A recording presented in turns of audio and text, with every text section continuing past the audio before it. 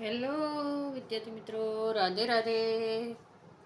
અને આજે આપણે એક મહત્ત્વની અપડેટ લઈને આવી ગયા છે. જો તમને આ અપડેટ સારી લાગતી હોય, ખુશખબરી છે બરાબર, તો ચેનલને સબસ્ક્રાઈબ કરી દેજો, વિડીયોને લાઈક કરી દેજો અને કમેન્ટ પણ કરી દેજો. અને આવી જ નવા હજી પણ તમને સરકારી નોકરીને લગતા ન્યૂઝ હોય છે કે વધારો હોય છે, એ બધું જ તમને આપણી ચેનલ ઉપર વિડીયોમાં જોવા મળી જશે, જે પણ અપડેટ આવશે.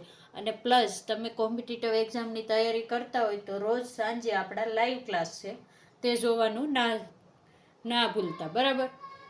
રોજે આપણે 8 થી 8:30ની વચ્ચે લાઈવ ક્લાસ લઈએ છીએ. એમાં ગણિત છે, સ્ટેટિક જીકે છે, પછી આપણે ટૂંક સમયમાં ગુજરાતી પણ લેવાના છીએ બરાબર.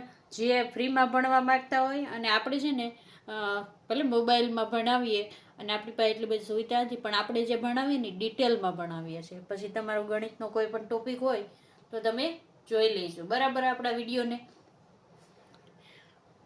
તો હવે આપણે ચાલુ કરીએ વિડીયોને. આજે આપણે જોવાના છે કે સરકારી કર્મચારીઓ અને પેન્શનર્સના મોંઘવારી ભથ્થામાં ડીએમાં, એટલે કે શું કહેવાય, મોંઘવારી ભથ્થાને ઇંગ્લિશમાં શું કહે છે, ડીએ બરાબર. તો કે વધારો થયો છે. તમને ન્યૂઝ મળી ગયા છે. તમે જો સરકારી કર્મચારી હોય ને તો તમને ન્યૂઝ મળી ગયા છે બરાબર. તો કે કેટલા ટકાનો વધારો થયો? તો કે 2%નો. કેટલા? 2%નો વધારો થયો. કેટલો થયો બરાબર?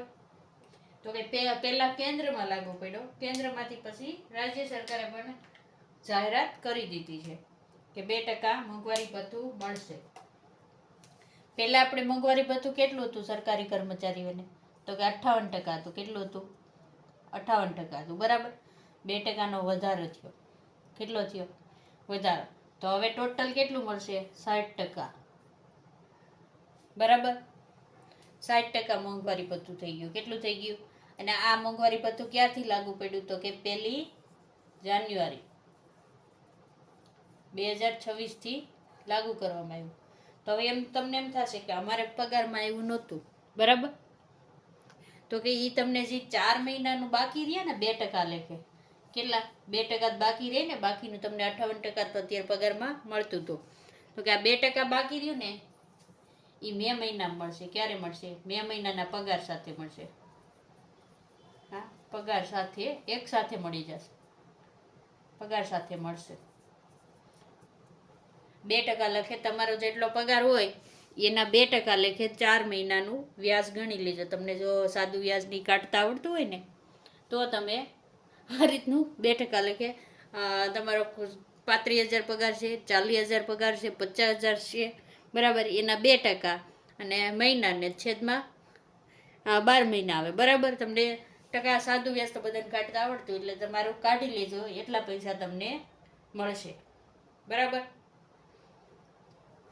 આને જે સાથે મળે એને આપણે એરિયર્સ કહીએ છીએ બરાબર. અને બીજું છે કે 8મા પગાર પંચની તમને જો અપડેટ આપું ને, તો 8મા પગાર પંચની પણ હિલચાલ બહુ વધી ગઈ છે. એટલે પગાર તો તમારો 8મા પગાર પંચ પ્રમાણે પણ વધવાનો છે. પણ આ મોંઘવારી ભથ્થું છે એ આપણને કયા પગાર પંચ ઉપર લાગ્યું છે? તો કે 7મા પગાર પંચ ઉપર.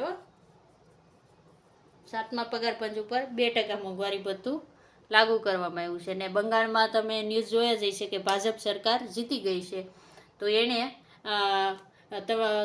ચૂંટણીના પ્રચાર વખતે કીધું હતું બરાબર કે અમે 8મો પગાર પંચ લાગુ કરી દઈશું. તો 8મા પગાર પંચની લાગુ કરવા માટે 45 દિવસનો સમય આપ્યો છે કે બધું જે બેઠકો બોલાવવાની બધું હોય છે. એના માટે આપણે એક અલગથી વિડીયો બનાવશું લેટેસ્ટ અપડેટ માટેનો બરાબર. તો આજનો આ વિડીયો આપણે અહીંયા પૂર્ણ કરીએ છીએ. રાધે રાધે.